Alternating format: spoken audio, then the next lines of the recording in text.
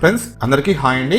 Grow app లో మనము ఏ విధంగా ఇంట్రాడే ట్రేడింగ్ చేయాలి ఈ టాపిక్ సంబంధించి మనం ఈ వీడియోలో ఒక సింపుల్ స్ట్రాటజీ నేర్చుకుందామండి. సో మీకు గనక ట్రేడింగ్ గురించి కంప్లీట్ గా నాలెడ్జ్ లేకపోయినా సరే మీరు ఈ స్ట్రాటజీ ఇంప్లిమెంట్ చేయొచ్చు, నో ప్రాబ్లం అన్నమాట. నేను ఈ వీడియో స్టార్ట్ చేసే ముందు నా సైడ్ నుంచి ఒక చిన్న రిక్వెస్ట్ అండి. సో నాలాగా ఎవరైతే చిన్న యూట్యూబర్స్ ఉంటారో వాళ్ళందరికి కూడా యూట్యూబ్ వాళ్ళు ఒక కొత్త ఆప్షన్ అయితే ఇచ్చారనమాట.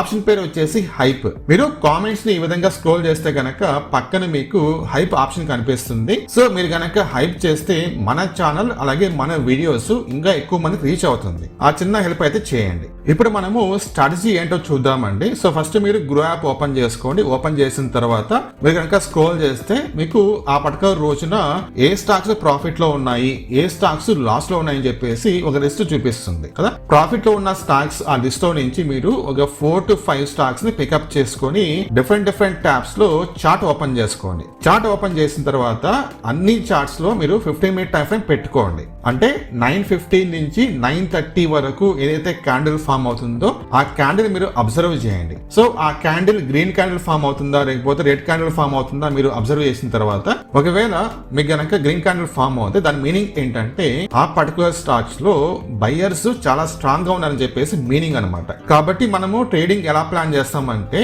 ఆ 15 మినిట్ క్యాండిల్ హై అలాగే లో మార్క్ చేసుకొని ఒకవేళ హై బ్రేక్ చేస్తే గనక మనము బయింగ్ కి ప్లాన్ చేసుకుంటాము. మీరు ఎక్కడ బై చేస్తున్నారు దానికి తగినట్టుగా స్టాప్ లాస్ పెట్టుకోండి. అలాగే 1:2 టార్గెట్ పెట్టుకొని ఎగ్జిట్ అయిపోవచ్చు. ఒకవేళ గనక లో బ్రేక్ చేస్తే గనక ఫస్ట్ మీరు సెల్ చేస్తారు, దాని తర్వాత బై చేస్తారు.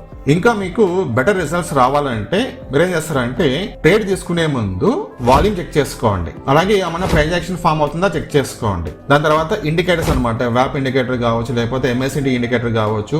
ఈ విధంగా మీరు ఇండికేటర్స్ అప్లై చేసి ఇండికేటర్స్ ఏం చెప్తున్నాయో చెక్ చేసుకోండి. అంటే ఇవన్నీ కూడా మనకు ఎక్స్ట్రా కన్ఫర్మేషన్ కోసం అనమాట. సో మీరు ఈ విధంగా ట్రేడ్ కి అయితే ప్లాన్ చేసుకోవచ్చు 15 మినిట్ క్యాండిల్ యూజ్ చేసుకొని. ఇప్పుడు మీలో చాలా మందికి అనిపించవచ్చు ఏంటంటే మీరు ఈ విధంగా చెప్పే బదులు డైరెక్ట్ గా యాప్ ఓపెన్ చేసుకొని యాప్ లో స్ట్రాటజీ ఎలా అప్లై చేయాలో చూపించచ్చు కదా అని చెప్పేసి అనుకోవచ్చు కదా. నేను ఇంతకు ముందు ఈ విధంగా కొన్ని వీడియోస్ చేయడం వల్ల నాకు ఇప్పటికే యూట్యూబ్ వాళ్ళు 2 స్ట్రైక్స్ అయితే వేశారనమాట. సో మీరు స్క్రీన్ లో చెక్ చేసుకోవచ్చు. రీసెంట్ గా సెబీ వాళ్ళు రూల్స్ చేంజ్ చేయడం వల్ల నాకు ఈ ఎఫెక్ట్ అయితే పడింది అనమాట. అంటే లైవ్ లో నేను స్టాక్స్ బయింగ్ గురించి కావచ్చు లేకపోతే స్టాక్స్ సెల్లింగ్ గురించి కావచ్చు చూపించకూడదు, కానీ ఇప్పటికి కూడా చాలా మంది యూట్యూబ్ లో చూపిస్తున్నారు. సో వాళ్ళకి కూడా ఎప్పుడో రోజు స్ట్రైక్ రావడానికి ఛాన్స్ అయితే ఉంటుంది. సో నాకు రిస్క్ ఉంది కాబట్టి నేను ఆ డేటా చూపించడం లేదు, అర్థం చేసుకోండి. ఓకేనా.